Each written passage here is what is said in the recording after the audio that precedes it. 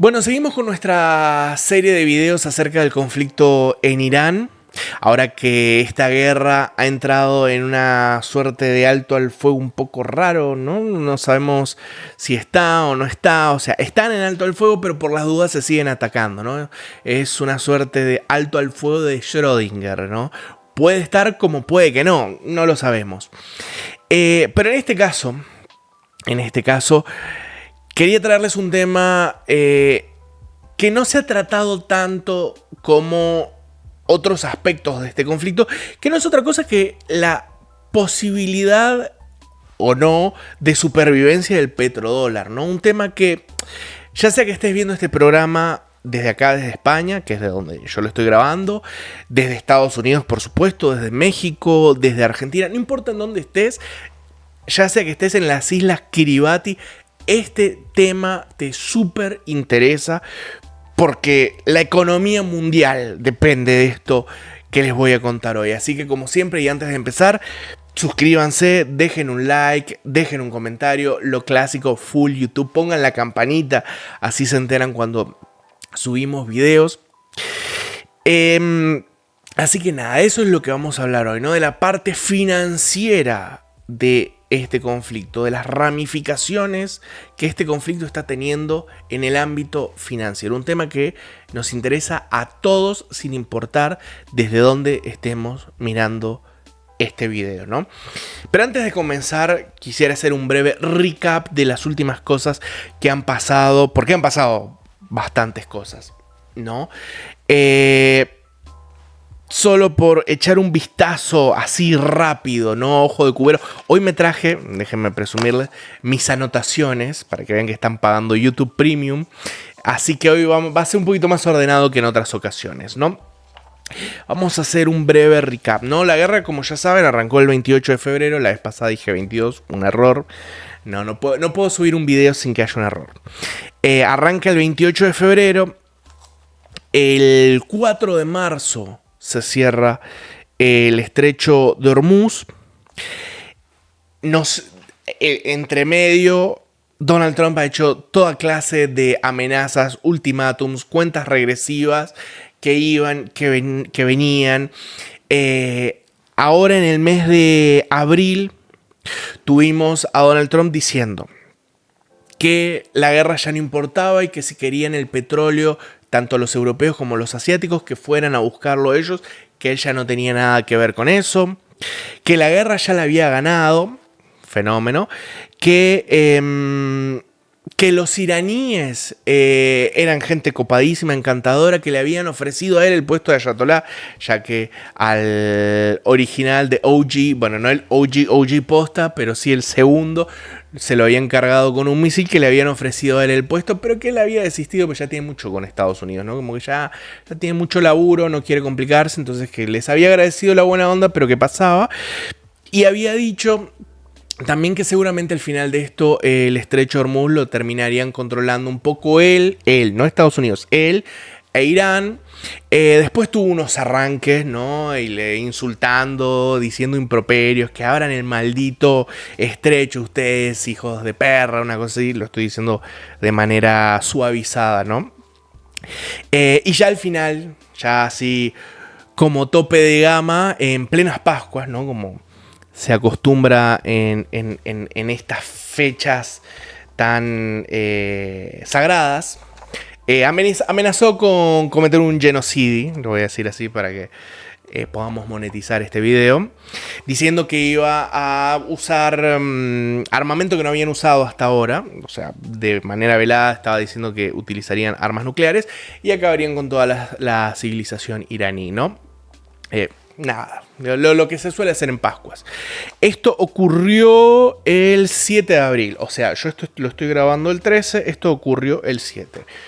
El 8 se anuncia, el 8 en la madrugada, por lo menos hora de España, se anuncia que se alcanzaron un alto al fuego de 2 semanas y que se iban a reunir en Islamabad a negociar qué onda, ¿no? A ver si podían llegar a alguna clase de acuerdo. Entre medio, Trump dejó deslizar, tanto Trump como Peter Hegseth, el secretario del ministro de Guerra de los Estados Unidos, dejaron entrever que las 10 propuestas de Irán eran un buen punto de trabajo para empezar a negociar, lo cual da cuenta de una capitulación total. Y el mismo 8 de abril, el día en que se anunció el alto al fuego, Irán lanzó misiles a una de las refinerías más importantes de Arabia Saudita. E Israel atacó a Irán, pero sobre todo atacó el Líbano, provocando que 250 personas perdieran la vida y 1.100 quedaran heridos, ¿no? Y por eso desde entonces nos encontramos en esta suerte, insisto, de tregua de Schrödinger, porque estamos en tregua, pero nos seguimos atacando, el estrecho de Hormuz sigue cerrado. Hay conversaciones en Islamabad que cayeron, pero parece ser que J.D. Vance, quien les estaba llevando adelante por parte de los Estados Unidos, iba a volver, porque pues que no podía quedarse un poco así. Y ahora, insatisfecho con el bloqueo del estrecho de Hormuz por parte de los iraníes, pues Donald Trump ha decidido sumarse al bloqueo, bloqueando también los norteamericanos el estrecho. Así que, nada, un mes de abril que creo que ni Dalí, bajo los efectos del MDMA, podría imaginarlo, ¿no? Ciertamente un delirio tras otro, tras otro, tras otro. Entre medio, por supuesto, el movimiento MAGA ha volado por los aires porque Tucker Carlson, Alex Jones, Candace Owens y Megyn Kelly han empezado a atacar de manera muy fuerte a Donald Trump. Hablamos de personas, de referentes de medios de comunicación muy importantes del movimiento MAGA. Han empezado a atacar abiertamente a Trump por su guerra en Irán e incluso han pedido que se les aplique el artículo 25, creo que es así, esto no está en mis bullets, en el cual básicamente lo que están pidiendo es que lo destituyan a Donald Trump, ¿no? Y en medio de esa guerra civil, la figura de Nick Fuentes, que no sé si la conocen, pero es este joven ex MAGA, creador del movimiento America First, que es admirador del pintor austríaco, ¿no? Un encanto. Se ha convertido de repente en un gran vocero, porque es una de las... Uy, golpeé el micrófono. Es una de las personas que más, o de las primeras figuras importantes del movimiento MAGA en soltarle la mano a Trump. Él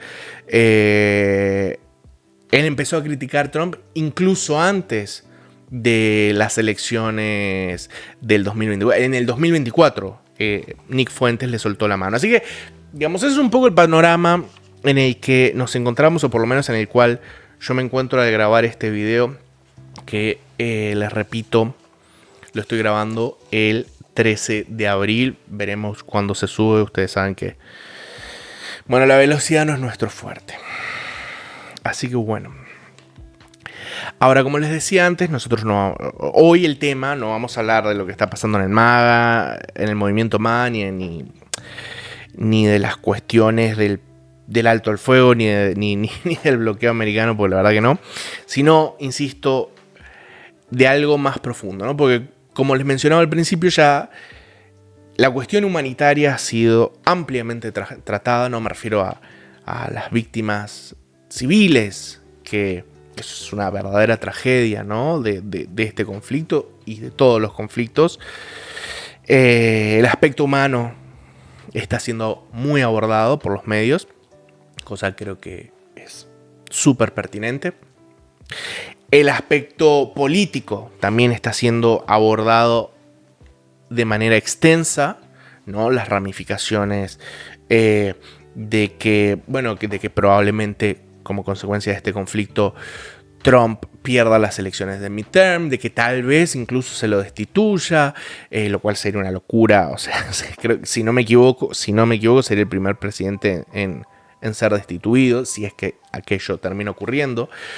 El hecho de que Ucrania esté firmando acuerdos hiper mega multimillonarios con las petromonarquías del Golfo, dado que Ucrania sí ha desarrollado tecnologías capaces de repeler enjambres de drones. O sea, el hecho de que Israel esté, y sobre todo el gobierno de Bibi Netanyahu, esté cada vez más aislado y cercado, no solo por las naciones vecinas, sino sobre todo por los pares occidentales, que no ven con buenos ojos. Ya tenían muchos problemas con lo de Gaza, pero ahora con la invasión del Líbano ya directamente creo que es muy difícil de defender, ¿no? Insisto, el aspecto político está muy abordado, y ni qué decir del económico, en el cual todos estamos siguiendo, la gran mayoría, estamos siguiendo el precio del Brent. Casi ponemos B en el buscador, en la barra del URL, y nos sale Brent Oil Price Today, ¿no? Que como pudimos ver, ¿no? Bajó bastante luego de anunciado el alto el fuego, de estas 2 semanas de alto el fuego, ¿no? Estaba en 110, si no me equivoco, bajó a 90 y ya de nuevo está en 100. O sea, no está en 110 como antes, no está en 90, y ni qué decir que no está en los 60 de antes de los ataques a Irán. Y estamos hablando del Brent que se cotiza en Londres, porque el barril en spot, o sea, en el lugar donde se extrae, si no me equivoco, está alrededor de los 140. O sea, la crisis económica que se nos avecina, muchachos, o sea, no, creo que no terminamos de tomar dimensión de la que se nos viene, porque con este shock energético que estamos atravesando, o sea, vamos a tener que agarrarnos la de pillar, porque no va a quedar otra. Pero bueno, esos son los aspectos de este conflicto que han sido abordados por youtubers, tuiteros, periódicos, radios, etc. Pero hay otro aspecto, que es el aspecto, voy a bajar un poquito esto, que es el aspecto financiero. Es el andamiaje financiero, valga la redundancia, sobre el cual la hegemonía norteamericana se sostiene desde los años 70 hasta la fecha. Y eso es lo que este conflicto ha puesto en tela de juicio. O podríamos decir, ha empezado a resquebrajar, ¿no? Este andamiaje se está resquebrajando mientras yo grabo este video. ¿Cuál es ese andamiaje? Bueno, me imagino que como todos ustedes, o mejor dicho, me imagino que al igual que yo, me corrijo, todos habrán escuchado por activa y por pasiva el término de petrodólar, ¿no? Que los petrodólares por acá, que los petrodólares por allá. ¿Qué son los petrodólares? Bueno, como tal, no son nada. O sea, no existe una moneda que sea el petrodólar. Existe el dólar y existe el petróleo. Pero sí es un sistema. Y les voy a contar de dónde nace y cómo funciona. Pero para eso tenemos que remontarnos al final de la Segunda Guerra Mundial. Al final de la Segunda Guerra Mundial, las principales economías mundiales, que eran en su totalidad, salvo por Japón, europeas, estaban devastadas. O sea, estaban completamente devastadas. Y la única gran economía que quedó en pie, además de la Unión Soviética, que también estaba devastada, era Estados Unidos, ¿no?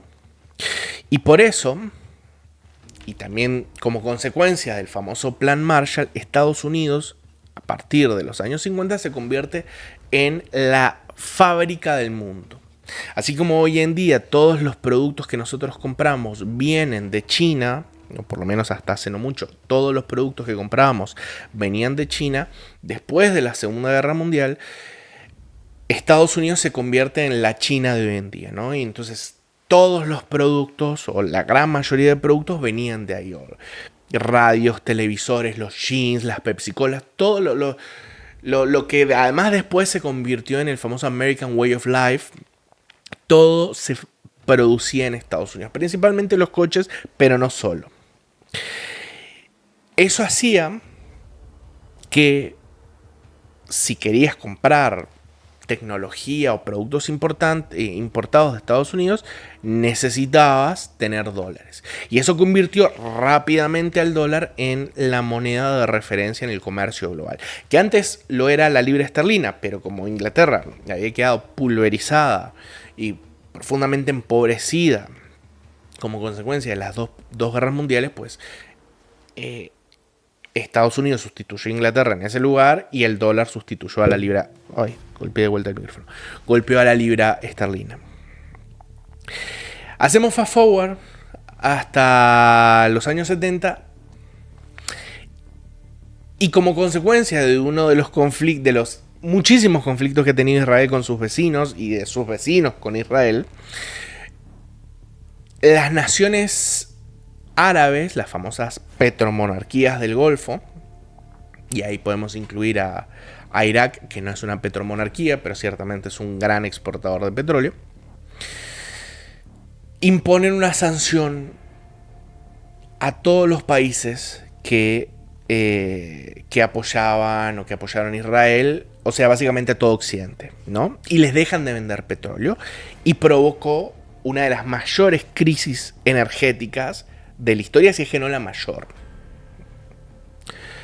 Como consecuencia de esto, estoy haciendo un resumen así muy a grosso modo para que nos entendamos todo, ¿no? O sea, habrá datos específicos y demás que se me pasarán, pero porque entiendan que estoy tratando de hacerlo como muy para andar por casa.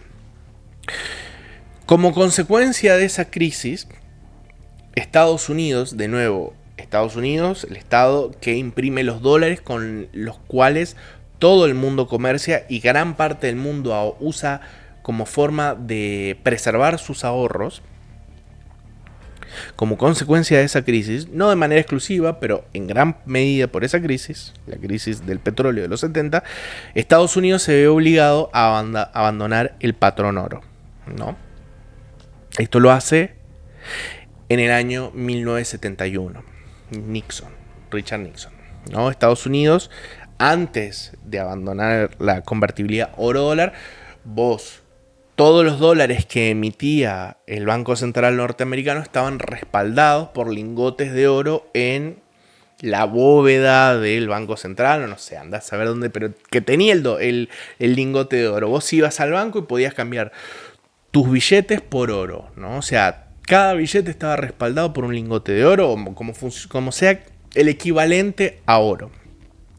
A partir de 1971, como consecuencia de esta crisis, en parte, no de manera exclusiva, pero en parte como consecuencia de esta crisis, se rompe esa equivalencia y ya no, los dólares dejan de estar respaldados por oro en las bóvedas de del Banco Central de Estados Unidos. Frente a ese escenario,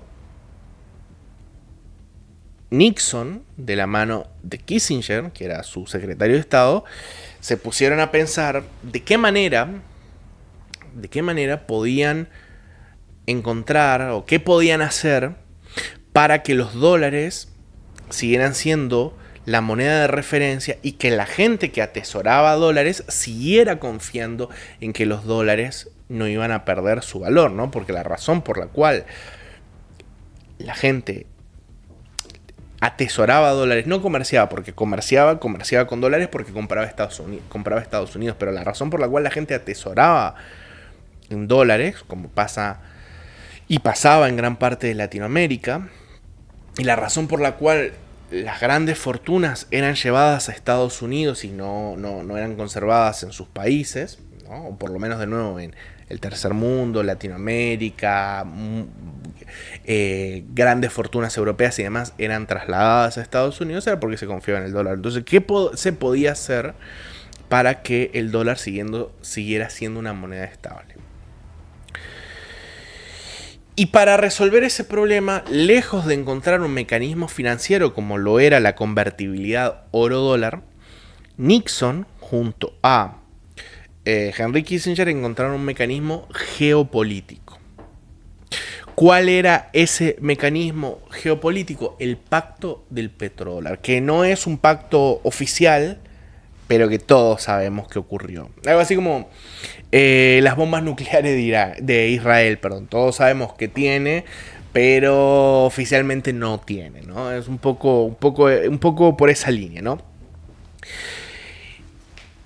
¿Qué se arregló entre Washington y Riad en ese pacto que se firmó o que se acordó de manera tácita, explícita, en 1974, 3 años después de abandonar la convertibilidad oro-dólar? Bueno, por su parte, Estados Unidos le otorgaría a Arabia Saudita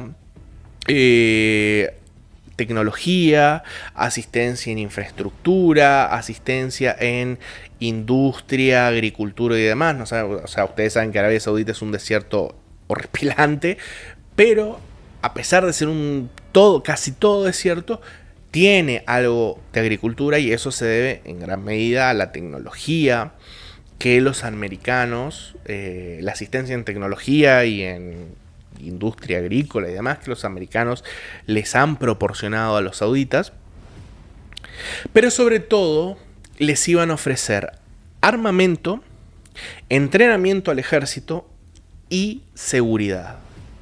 Sobre todo seguridad. Y por eso los norteamericanos establecieron, insisto, a partir del acuerdo de 1974, los norteamericanos empezaron a establecer bases en el reino de Arabia Saudita. Con la lógica de que si alguien atacaba a Arabia Saudita, Estados Unidos inmediatamente iba a salir en su defensa.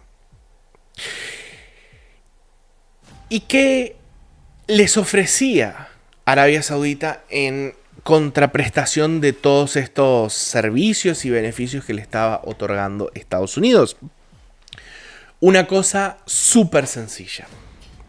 Lo que Arabia Saudita le iba a ofrecer a Estados Unidos es que iba a vender su petróleo, la materia prima más fundamental para la economía contemporánea,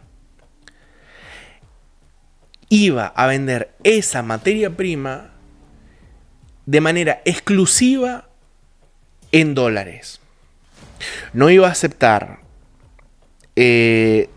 ni su moneda local, ni rublos, que era la otra moneda importante del momento, ¿no? La Unión Soviética además, ni marcos alemanes, ni francos de Francia, ni pesetas, ni libras, no, ni nada. Solo dólares. ¿Y por qué? ¿Por qué Estados Unidos estaba interesado en que Arabia Saudita y más tarde el resto de las petromonarquías de la región vendieran su petróleo en dólares? Bueno, porque eso provocó una demanda gigantesca de dólares. Una demanda evidentemente artificial, pero gigantesca de dólares. ¿Qué ha permitido, y déjenme revisar mis notas, que ha permitido que Estados Unidos tenga unos déficits gigantescos, que tenga el ejército mejor financiado de toda la historia humana, que pueda emitir moneda de manera descontrolada, sin tener ninguna repercusión, al tiempo de que el dólar sigue siendo la moneda de referencia a nivel global. Yo como argentino, conozco de primera mano las consecuencias de estados deficitarios que emiten moneda de manera descontrolada y la inflación que eso genera. Y sin embargo, Estados Unidos tiene, déjenme que lo encuentre porque lo tengo acá. Acá está, miren. Estados Unidos tiene unos déficits descontroladísimos, un gasto estatal súper abultado y una deuda que es una locura. Miren que se las leo. La deuda al 9 de abril está en casi 39 trillones en español, no sé ya ni siquiera cómo se diría eso en inglés, 39 trillones de dólares, con un déficit en 2024, Trump lo quiere aumentar, si es que ya no lo aumentó, de 1,8 trillones de dólares. 1,8 trillones de dólares de déficit en un año. Solo para que se hagan una idea de cuánto aumenta la deuda de Estados Unidos por segundo. 58.758 dólares crece la deuda norteamericana por segundo. Por supuesto, esto le permite construir hegemonía a nivel global y tener el ejército mejor armado, mejor financiado, mejor preparado de todo el mundo. Creo que Estados Unidos gasta más en defensa que los siguientes 8 países juntos. Y todo eso se consigue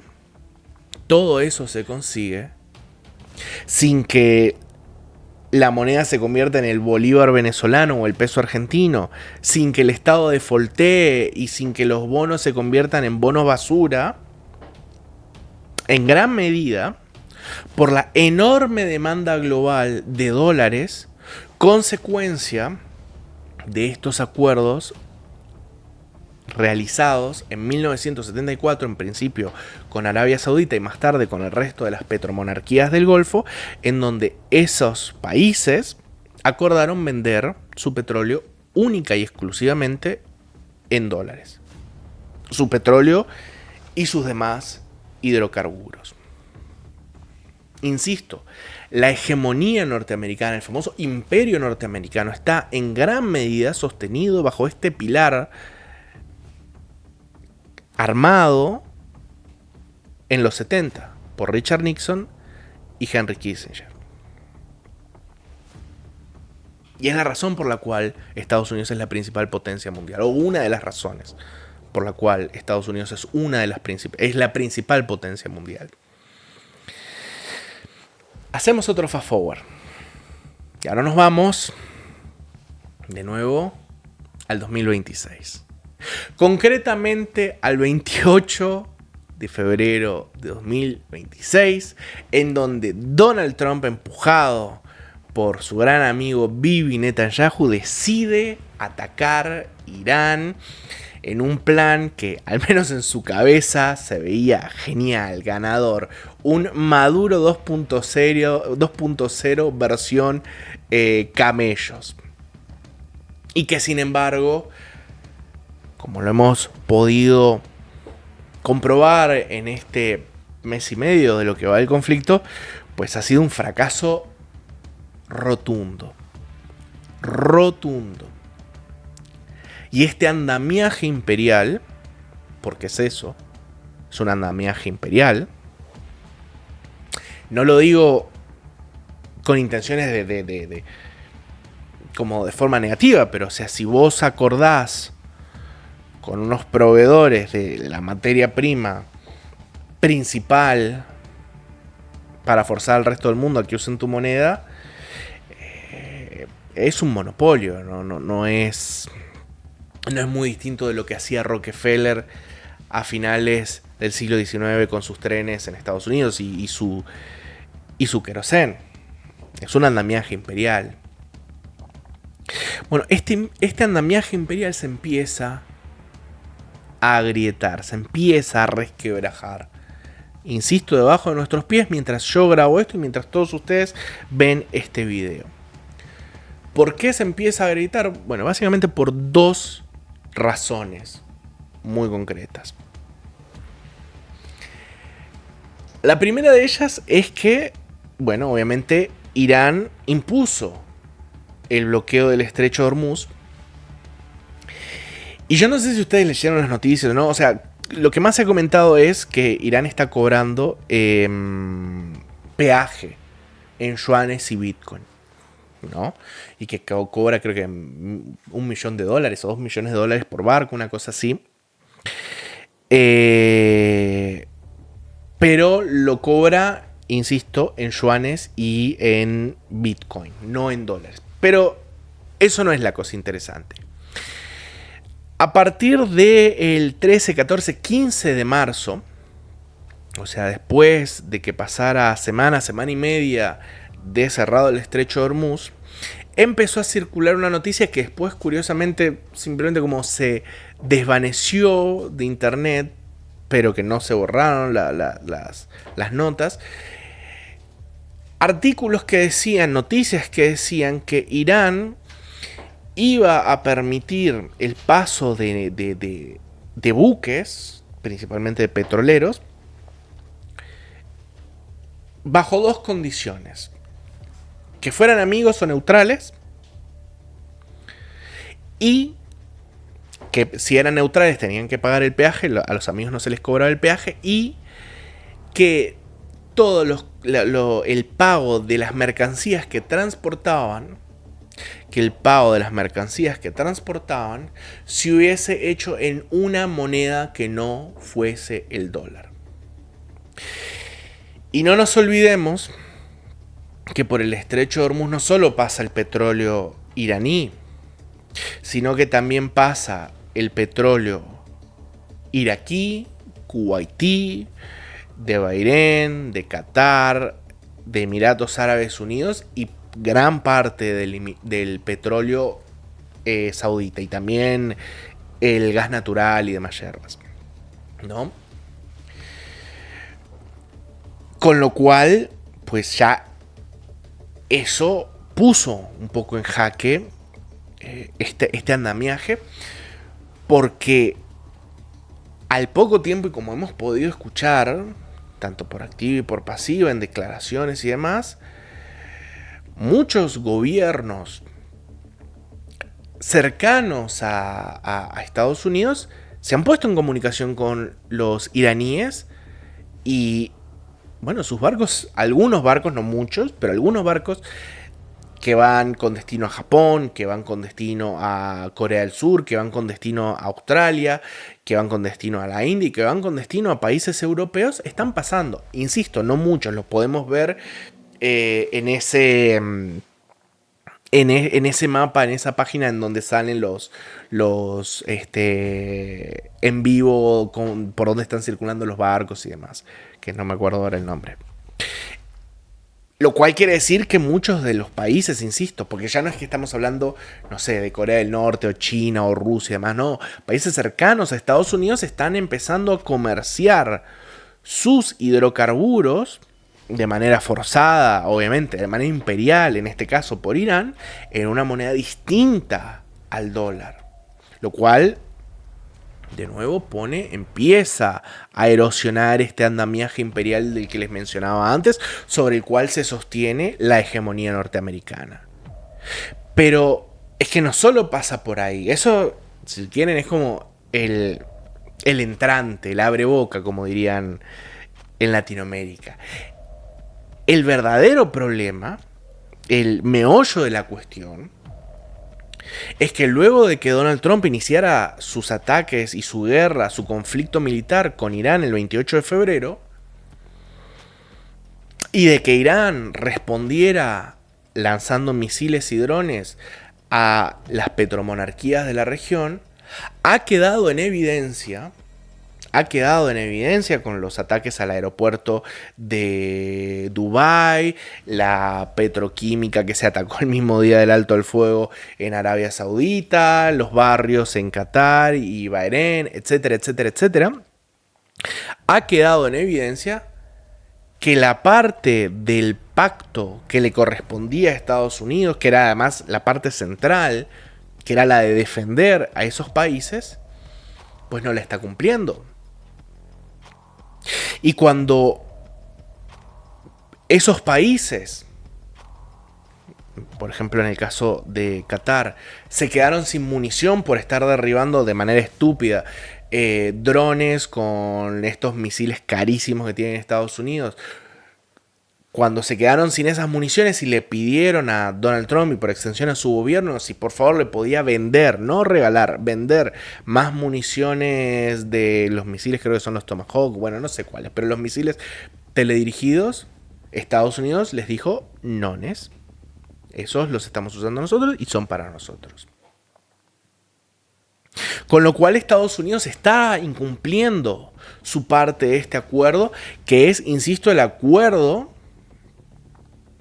que, y me estoy repitiendo, ya lo sé, tengo esa tendencia, es el acuerdo que le ha permitido sostenerse como potencia hegemónica desde los 70 hasta la fecha. Además, no hay que olvidarnos que, insisto, como nos dejó entrever el artículo este del New York Times, en donde se devela cómo fueron las conversaciones previas y la decisión previa, o la toma de decisiones previa al ataque de Irán del 28 de febrero, queda en evidencia que las petromonarquías del Golfo no estuvieron involucradas, lo cual desmiente todas esas teorías y esos artículos que decían que los sauditas y los cataríes y demás estaban pidiéndole a Estados Unidos y fueron de los impulsores de esta guerra. Lo que queda en evidencia es que ellos no estuvieron involucrados en esa decisión, lo cual nos hace creer que, por el contrario a esos rumores, estuvieron insistiendo para que aquello no se llevara a cabo y, sin embargo, Donald Trump desoyó. Con lo cual, a día de hoy lo que nos encontramos es con un escenario de un enorme descontento por parte de las petromonarquías que, insisto, siguen controlando la materia prima fundamental de la economía contemporánea y que muy probablemente terminen cerrando acuerdos en otra moneda como forma de represalia por toda esta situación que los está enajenando. Muy probablemente cierren acuerdos en yuanes, cosa que ya Arabia Saudita lo había empezado a hacer un par de años antes. Y muy probablemente veamos otras petromonarquías empezar a llevar adelante acuerdos en yuanes, en rupias, en euros, quién sabe, en Bitcoin. De nuevo, agrietando este sistema de peaje imperial que impuso Estados Unidos en los años 70 y sobre el cual se ha sostenido durante más de 50 años, ¿no? Los famosos petrodólares. Y esto, y acá vuelvo a mis notas, y esto podría ser un dato problemático, pero no decisivo, de no ser que Estados Unidos se encontrara en un momento tan delicado en términos financieros. Les tiro algunos datos, ¿no? Ya les mencioné el déficit y la deuda. Pero es que además, en los últimos años, las principales calificadoras financieras le han bajado el rating a los Estados Unidos. De AAA, es cierto, siguen estando súper alto, ¿no? Pero los bonos norteamericanos han caído de ser AAA a AA+, ¿no? Hablamos de Standard & Poor's, hablamos de Moody's y hablamos de Fitch, las tres principales, ¿cómo se llama? Las tres principales ranqueadoras crediticias a nivel global. Pero además los bonos norteamericanos están subiendo su rentabilidad en el último tiempo y como consecuencia de de los idas y vueltas, de las políticas arancelarias de Donald Trump y las guerras comerciales, que han hecho que muchas personas y muchas entidades empiecen a ver con mayor recelo el dólar y las inversiones en dólares y los bonos y demás. Además, la inflación está de nuevo de subida y ahora con el Brent por encima o por alrededor de 100, pues muy probablemente siga subiendo. Y además, la tenencia de dólares por parte de los bancos centrales empieza a reducirse. Es un proceso que ya se venía dando desde hace rato, probablemente desde, según mis notas, que acá se me acaban de mezclar un poco, desde el 2014 vienen retrocediendo, pero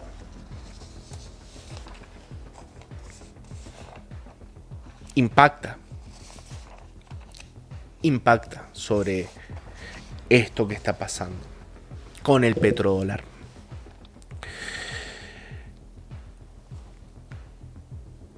Así que este es el escenario en el que nos encontramos, ¿no? Un Donald Trump que el 28 de febrero ha abierto un conflicto pensando que se iba a repetir un Maduro 2.0 y se ha encontrado en estos últimos días firmando un alto al fuego que no se cumple y dando inicio a un bloqueo en respuesta del bloqueo que quería terminar, mientras pone en jaque, y yo creo que esta es la palabra central, pone en jaque el andamiaje de... Ese es mi gato, que me da la razón de lo que estoy diciendo. Que pone en jaque el andamiaje del imperio, del imperio, de la potencia que él maneja. Y que yo no creo que esto sea el fin del dólar, ni el petrodólar, ni de esta moneda como referencia, ni que Estados Unidos vaya a volar por los aires, ni mucho menos. Pero sí creo que al terminar este conflicto vamos a ver a un Estados Unidos mucho más débil y su hegemonía mucho más retraída, no solo en términos geopolíticos, sino también en términos económicos y financieros. Y yo creo que esto va a ser un varapalo muy duro, muy duro de la hegemonía del dólar como moneda de intercambio y reserva de valor global.